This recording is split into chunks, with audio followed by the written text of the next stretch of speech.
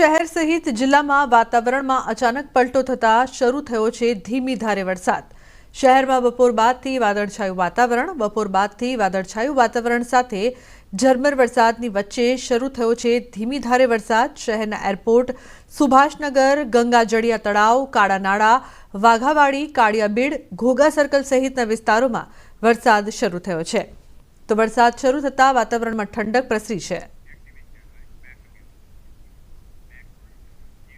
રાજપીપળામાં બે આંખલાઓ વચ્ચે જાહેર રોડ પર 1 કલાક સુધી ચાલ્યું આંખલા યુદ્ધ। રાજપીપળાના લીમડા ચોક પર આ ઘટના ઘટી છે, જેમાં આંખલાઓએ બે સ્કૂટર સવારને અડફેટે લીધા।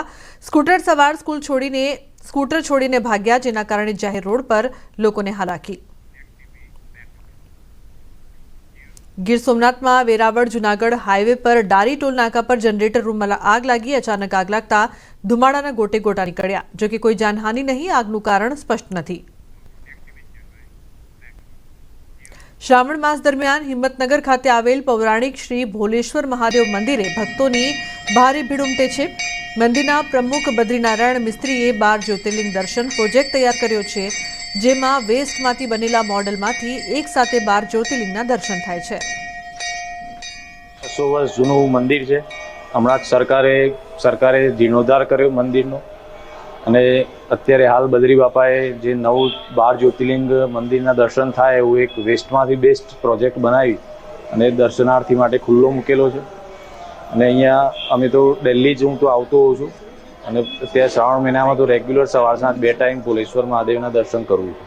અહીંયા લગભગ શ્રાવણ મહિનામાં લાખો પબ્લિક આવે છે દર્શનાર્થે, તો આ દર્શનનો લાભ પબ્લિકને મળી રહે એટલા માટે આ મોડેલ એક બદ્રીભાઈ સાહેબના નેજા હેઠળ બનાવવામાં આવ્યું કે એ મોડેલ એક જ 4 જ શિવલિંગ મૂકેલા છે, 4માંથી આપણને 12 જ્યોતિર્લિંગના દર્શન થાય છે।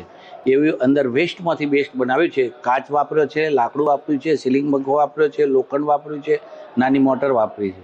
શ્રાવણ મહિનો ચાલુ છે એ માટે શિવ ભક્તો માટે એમને 12 જ્યોતિર્લિંગના દર્શન એક જ જગ્યાએ ઊભા રહીને થઈ શકે એ માટે એક પ્રોજેક્ટ બનાવ્યો છે, અને આ પ્રોજેક્ટમાં ફક્ત 4 જ શિવલિંગનો ઉપયોગ કર્યો છે।